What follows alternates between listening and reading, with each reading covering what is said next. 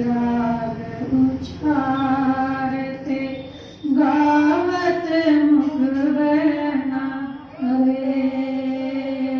बैरागी राग उचारते गावत मुखबना।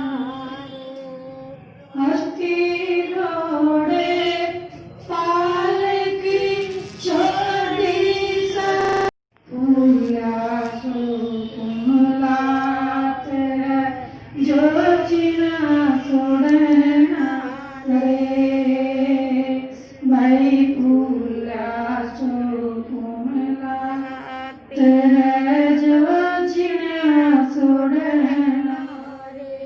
चितरे गोत लेखा लिया जहाँ कागज फेना रे। चलना है भाई देश बिगाना रे। चलना है भाई देश बिगाना। चलिए आओ दीवान में सतगुरु से कहना रे। भाई चलिए आओ दीवान में सतगुरु से कहना। मुश्किल से आसान हुए जो बहुर मरना रे। चलना है भाई देश बिगाना रे। चलना है भाई देश बिगाना। बोया अपना सब में पकड़ो मन रहना रे। भाई बोया अपना सब में पकड़ो मन रहना रे। चरण कमल के ध्यान से छूटे सब फेना रे। चलना है भाई देश बिगाना रे। चलना है भाई देश बिगाना रे। परानंदनी संग है जाके काम देना रे। भाई परानंदनी संग है जाके काम देना रे। गरीबदास फिर आवही जो अजर जरना रे। चलना है भाई देश बिगाना रे। चलना है भाई देश बिगाना। बोलो सतगुरुदेव की जय। बंदी छोड़ महाराज की जय। कुछ पुण्य कर्म किए हुए हमें अगले जन्म में मिल जाए। ये जो हम आज सुख दुख का अनुभव कर रहे हैं ये हमारे पिछले जन्म का किया हुआ कर्म है। और इस जन्म का किया हुआ कर्म भी हमें अवश्य अगले जन्म में मिलेगा। इस संसार को हमने छोड़कर जाना है। इस बात को हमें कभी नहीं भूलना है। सतगुरु गरीबदास महाराज जी भजन के द्वारा फिर से समझाते हैं कि छड़ चलना दुनिया सुहावा बाग। एक दिन छड़ चलना दुनिया सुहावा बाग। छड़ चलना दुनिया सुहावा बाग, एक दिन छड़ चलना। सुनियो संत सुजान जी, सुनियो संत सुजान जी, गर्व नहीं करना प्रेमियों, फिर जन्म नहीं मिलना। गुरु संगत कर लो जी प्रेमियों, फिर जन्म नहीं मिलना। चढ़ चलना दुनिया सुहाना बाग, एक दिन चढ़ चलना। चढ़ चलना दुनिया सुहाना बाग, एक दिन चढ़ चलना। 4 दिन की चिहर बनी है, 4 दिन की चिहर बनी है। आखिर तो तू मरना प्रेमियों, चढ़ चलना। चढ़ चलना दुनिया सुहाना बाग, एक दिन चढ़ चलना। तू जाने मेरी ऐसे ही निवेदी, तू जाने मेरी ऐसे ही निवेदी। हर दम लेकर भरना प्रेमियों, चढ़ चलना मिलना। गुरु संगत कर लो जी प्रेमियों, फिर जन्म नहीं मिलना। खाले पीले बिलस ले हंसा, खाले पीले बिलस ले हंसा। जोर जोर नहीं धरना प्रेमियों, फिर जन्म नहीं मिलना। गुरु संगत कर लो जी प्रेमियों, फिर जन्म नहीं मिलना। गुरु संगत कर लो जी प्रेमियों, फिर जन्म नहीं मिलना। दास गरीब सकल में साहिब, दास गरीब सकल में साहिब। नहीं किसी से अड़ना प्रेमियों, फिर जन्म नहीं मिलना। गुरु संगत कर लो जी प्रेमियों, फिर जन्म नहीं मिलना। सतगुरुदेव की जय, बंदी छोड़ महाराज की जय। मुंह पे मास्क लगाकर जीना कितना मुश्किल हो रहा है, जबकि बीच बीच में हम हटा भी देते हैं। घर में जाकर रहते हैं तो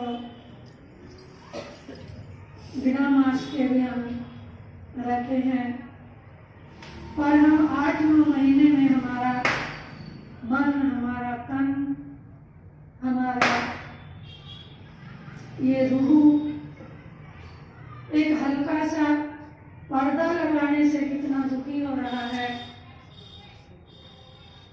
उस अंधेरी कोठरी में आप अंदाजा लगाओ कि ये जीव कितना तड़फा होगा, कितनी इसने रात दिन अरदास की होगी, क्योंकि शरीर तो हमारा इतना सक्षम नहीं है माँ के गर्भ में होता कि हम अपनी मर्जी से बाहर आ जाएं, अपनी मर्जी से अपनी रक्षा कर लें। पर वहां भी वो ज्योत स्वरूपी अलख निरंजन उस अंधेरी कोठरी में भी ज्योत स्वरूपी अलख निरंजन ने उसको रोशनी के सहारे जिंदा रखा और माँ की नाभि से नाल जोड़ करके उस पोषण किया, उसकी पालना की। महाराज गरीबदास जी ने जितना विस्तार से समझाया है जीव को, कहीं चरखा कह के समझाया कि चरखा अजर बना दरवेश जामे नारायण परवेश।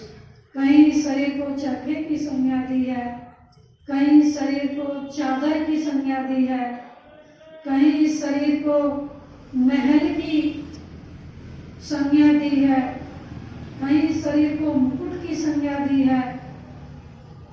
बार बार तरह तरह से इस शरीर की कीमत को समझाने का, दर्शाने का प्रयास किया है कि पलकों के छज्जे बने बहु महल मुंडेरे, जय जय जय जगदीश तू धन साहिब मेरे।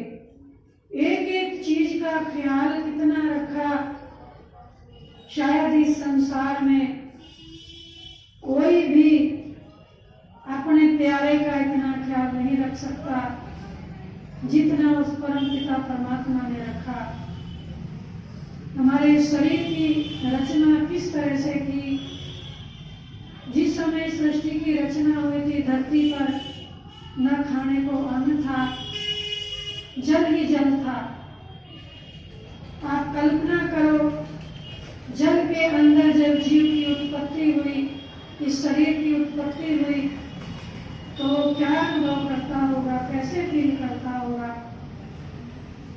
ऐसा सोचकर भी हमारा मन विचलित और समाधिस्थ हो जाता है। यदि हम कुछ भी ना करें, घंटा आधा घंटा इस बात पर ही हम विचार कर लें कि उस मालिक ने, शक्ति ने कैसे हमारे शरीर की रचना की, हाथों की रचना की, उंगलियों की रचना की, कितनी जगह जगह गांठें लगा लगा कर इतना इस शरीर को फ्लेक्सिबल बनाया, इतना नरम बनाया। इससे रात दिन हम काम कर रहे हैं, हमें पता ही नहीं दिन में हम कितनी बार गर्दन झुकाते हैं, कितनी बार इन उंगलियों के सहारे से हम अपने कार्य करते हैं, कितनी बार इस रीढ़ की हड्डी को झुका करके हम इनसे काम लेते हैं। पैरों की बनावट किस तरह से की, उस समय चप्पल भी नहीं थी पहनने के लिए। और पैरों की रचना देखो आप, परमात्मा ने कैसे की। इस शरीर की बनावट से ही एक कहते हैं, एक शास्त्र, कोक शास्त्र बताया, शरीर की बनावट से ही महापुरुषों ने ये पढ़ाई की कि माता हो या भाई हो, उसके शरीर के फिगर से, उसके शरीर की बनावट से हम ये अंदाजा लगा लेते हैं कि ये प्राणी किस स्वभाव का होगा। मोटी सी बात है, पैरों की आप बात करो, पैरों की रचना परमात्मा ने ऐसे की, यदि हम गीला पैर करके पक्के फर्श पर रखेंगे, कच्चे फर्श पे रखेंगे, तो बहुत कम हिस्सा हमारा पृथ्वी पर टच करता है हमारे पैरों का। क्यों बनाया ये पैर? हमारे सीधे नहीं बना सकते थे परमात्मा, सीधम सीध, जैसे चप्पलें हम पहन के चलते हैं, सीधम सीध चप्पल होती है, तो चप्पल के नीचे पता नहीं कितनी कीड़ियां, अगर कितना जीव जो चप्पलों के लपेट में आ गया, किसी के कान टूटेगी, किसी का सिर टूटेगा, और पूरा आ गया तो पता ही नहीं वो कितना तड़पेगा अपने आप को बचाने के लिए। तो शरीर की बनावट से महापुरुषों ने बता दिया कि इस पृथ्वी पर यदि हमें चलना है तो हमें नीची गर्दन करके ये देखना है कि हमारे पैरों के नीचे कोई जीव की हिंसा न हो जाए। इसीलिए महापुरुष नंगे पैर रहना पसंद करते थे। हर समय वो उस परमात्मा का ध्यान करते हुए जीते थे कि कहीं गलती से भी जीव हिंसा ना हो जाए। पैरों में बिवाई पड़ जाती थी, जंगलों में कांटे लग जाते थे, परंतु अपने शरीर की परवाह न करते हुए वो उस जीव की परवाह करते थे कि कहीं गलती से भी हमारे पैरों के नीचे आके कोई जीव न मर जाए, दूसरे जीव को बचाने के लिए अपनी इस आत्मा को, अपने शरीर को इतना कष्ट हमारे ऋषि मुनियों ने दिया। आज तो भक्ति, आज तो तपस्या उस समय के मुकाबले कुछ भी नहीं है। परंतु फिर भी यदि हम चलते हैं, सदा हमारा ध्यान ये रहना चाहिए। साफ सफाई का मतलब यही है, साफ सफाई का मतलब यही है कि यदि हम साफ सफाई रखेंगे तो कोई अन्न, कोई पानी, कोई दाना जमीन पर पड़ा, उसकी खुशबू से चींटियां न आ जाए और गलती से वो कहीं हमारे हाथों से, हमारे पैरों से उनकी जान न चली जाए। ये सोच करके परमात्मा ने हमें ये संस्कारों के ग्रंथ दिए हैं, संत दिए हैं, शास्त्र दिए हैं। मुझे नहीं लगता कोई भी धर्म ग्रंथ हिंसा की, हिंसक प्रवृत्ति की इजाजत देता है। कोई भी धर्म ग्रंथ हमें ये इजाजत नहीं देता कि हम किसी की हिंसा करें। हिंसा से बचने के लिए हमें उपाय बता सकते हैं, परंतु ये कभी नहीं कहेंगे कि तुम जीव हिंसा करो। सतगुरु रविदास महाराज जी कहते हैं, जीव हिंसा जो करत है या आगे क्या पाप, भेड़िया सिंह जहान में। जीव हिंसा जो करत है या आगे क्या पाप, कंटक जीव जहान में, भेड़िया सिंह और सांप। कहते इस संसार में आकर के कंटक जीव, कंटक मतलब कठोर जीव का चोला धारण करना तुम्हें पड़ेगा यदि तुम्हें जीव हिंसा का इतना शौक है।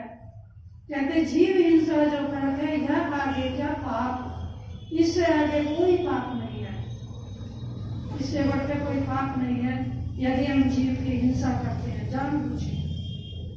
और कंटक जीव जहान में, इस संसार में, इस जहान में उससे बड़ा कठोर जीव नहीं। योनि धर के उसको आना पड़ेगा, भेड़िया, सिंह और सांप, जिसका भोजन यही है। खाओ सारी जिंदगी कीड़े मकोड़े। तो महापुरुषों ने इतने कठोर वचनों में योनि का उदाहरण दे देकर भी हमें समझाने का प्रयास किया है। मुझे नहीं लगता शायद इतना बड़ा ग्रंथ, इतनी 24,000 श्लोक, 24,000 वाणी को एक ग्रंथ के रूप में हमें महापुरुषों ने कितना जतन करके, उस समय आप अंदाजा लगाओ, कागज भी नहीं होते थे इतने, पेन भी नहीं होते थे, कितनी शायरी उन्होंने बनाई होगी, कितने हाथ काले उन्होंने किए होंगे, कितनी कलम उनकी टूट गई होगी लिखते लिखते, कितने कपड़ों का उन्होंने इस्तेमाल किया होगा। आज भी मेरे पास हस्तलिखित ग्रंथ रतन सागर रखे हुए हैं, जर्जर वो हो गए, परंतु फिर भी जब उन पन्नों को और सतगुरु की वाणी को और महापुरुषों के प्रयास को हम देखते हैं तो हमारे रोंगटे खड़े हो जाते हैं। जितनी आसानी से आज हम ये धर्म ग्रंथ प्राप्त कर लेते हैं, पढ़ लेते हैं, गिल्ले चिकने हाथ लगा देते हैं, फट जाए गड़ जाए तो और मिल जाएगी। उन महापुरुषों को देखो, हमारे गुरु महाराज जी बताते थे कि एक ही रतन सागर में हम कई संत पाठ करते थे। उस समय इतने साधन नहीं थे, इसलिए हमें वाणी से इतना प्रेम रहता था। हमें लगता था हमारे माता पिता गुरु हमारे साथ हैं।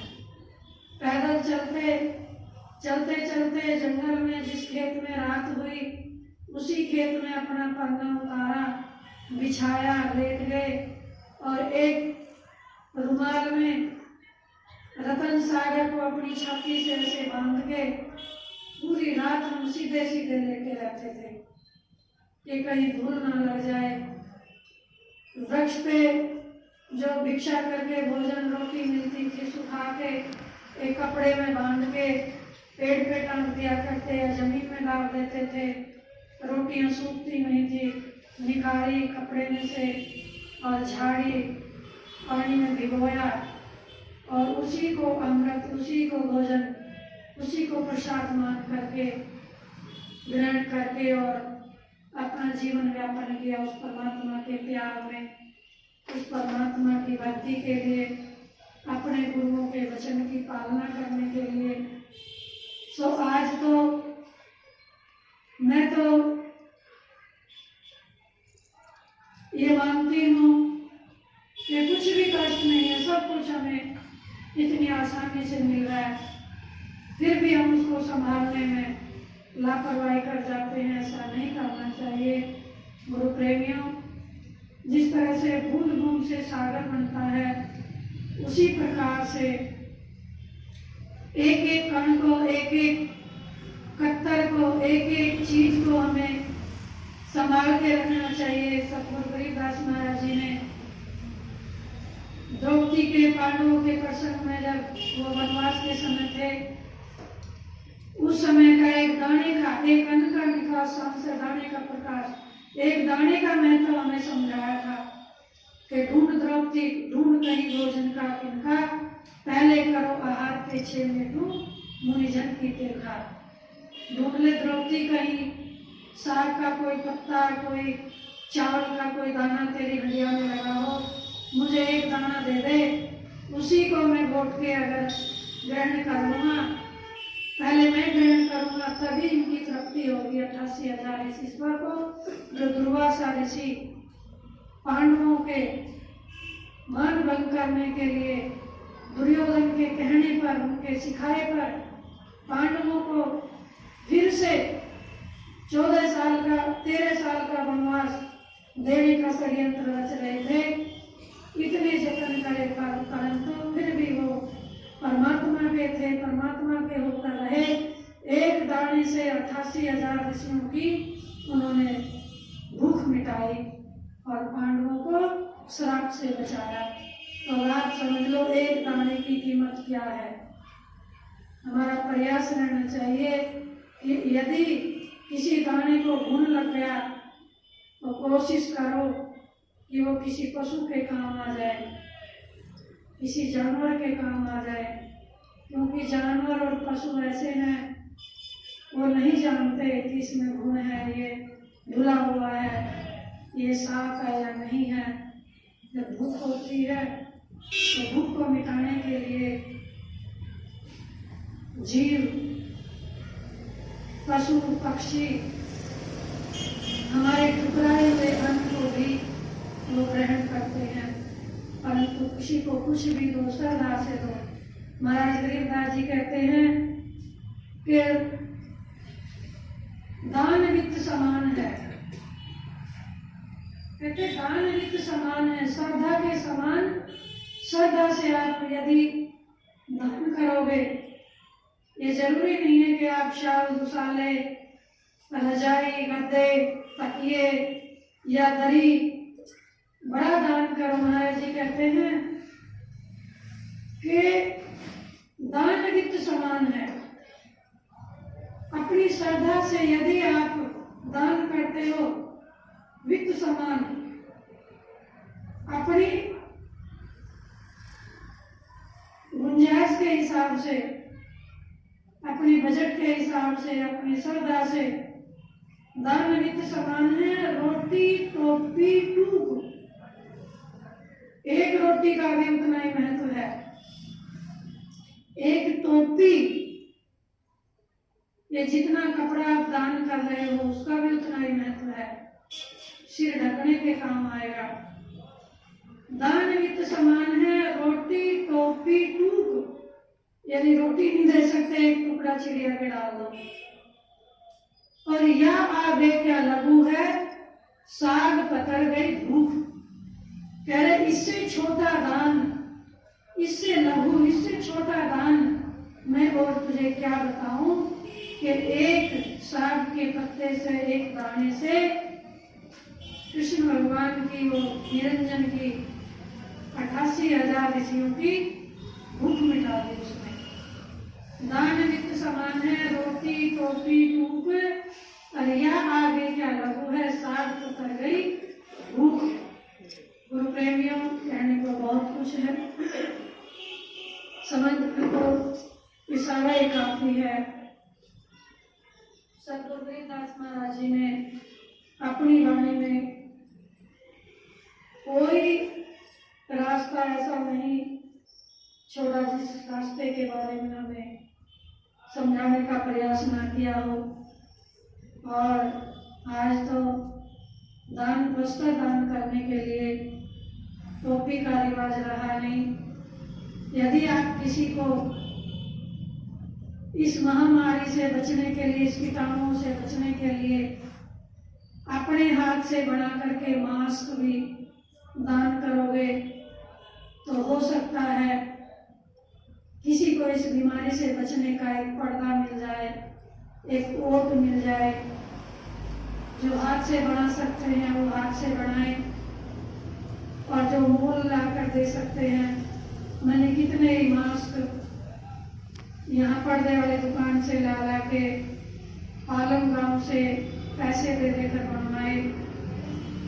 और देखो भाव की बात, कहते जितने आदमी के पास धन होता चला जाता है उतना ही उसका मन दान के बारे में ज्यादातर ये देखने में आया कि उसके अपने ही काम पूरे, अपनी जरूरत पूरी नहीं होती। पर्दे वाले के पास में गई, मैंने कुछ मास्क केमिस्ट की दुकान से खरीदे। जो मास्क मैंने 60-60 रुपए के लिए, शुरू में मास्क नहीं मिल रहे थे, निकल नहीं सकते थे कहीं, कोई भी आने में समर्थ नहीं था, सब धरे हुए थे। केमिस्ट की दुकान पर मैं गई, जो मास्क मैंने 60-60 रुपए के, 80-80 रुपए के लिए, वही मास्क मुझे 2-3 महीने के बाद में जब मार्केट की तरफ गई, वही मास्क मुझे 20-20 रुपए के मिले। एक पर्दे वाला परिचित है, हमारी दुकानों में वो रह के गया।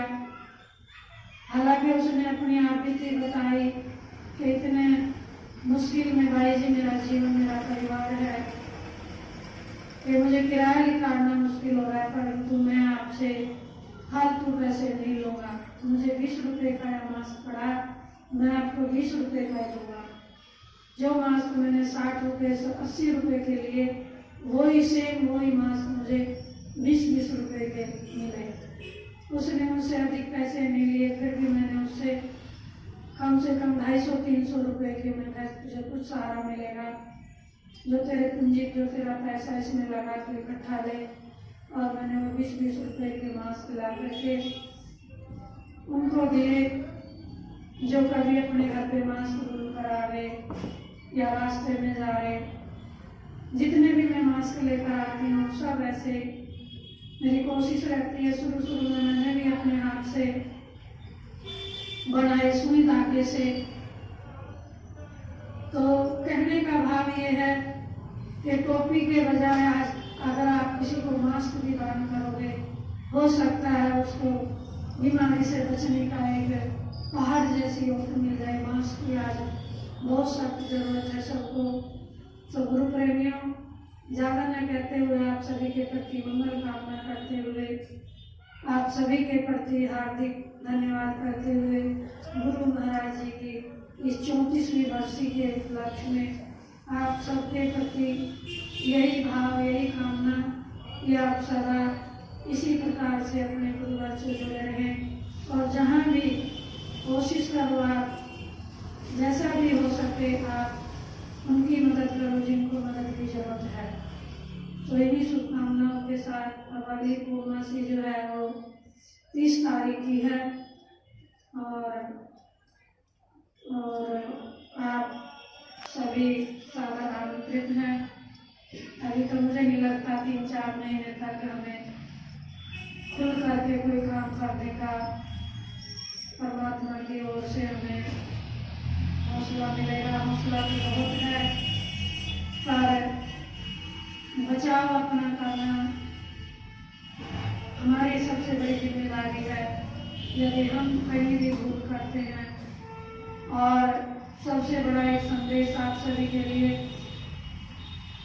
हमारे गुरु महाराज जी की और हमारी सबसे प्रिय परम शिष्य नसीबपुर वाली बहन जी सरस्वती, जिनका शरीर चुरानी धाम से, जिनकी जन्मभूमि चुरानी धाम सतगुरु दास जी के वो वंशज थे।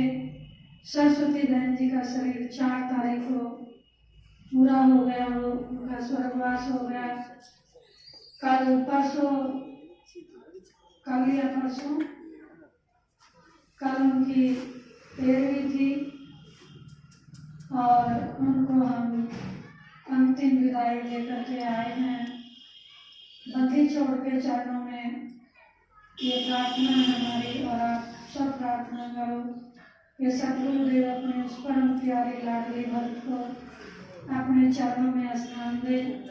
जिस प्रकार से उनका जीवन परोपकारी रहा, जिस प्रकार से उन्होंने अपने जीवन में अनेकों संघर्षों का सामना करते हुए हंसते हंसते वो उन्होंने अपना जीवन व्यापन किया। बहुत से ऐसे काम उन्होंने अपने जीवन में किए कि गिनती नहीं है। और कल उनकी 13वीं थी, कल उनका अंतिम जो विदाई थी वो थी, और उनके लिए भी हम सतगुरु के चरणों में प्रार्थना करते हैं कि बंदी छोड़ आज आवाज अनाथ की आज की अरदास आवन जाना में की होगी जो निश्चल पूर्ण ब्रह्म कृपा निदान सुन के सुख अवतार गरीबदास मुझे की रखी बहुत सुना। बोलो बंदी छोड़ महाराज की जय।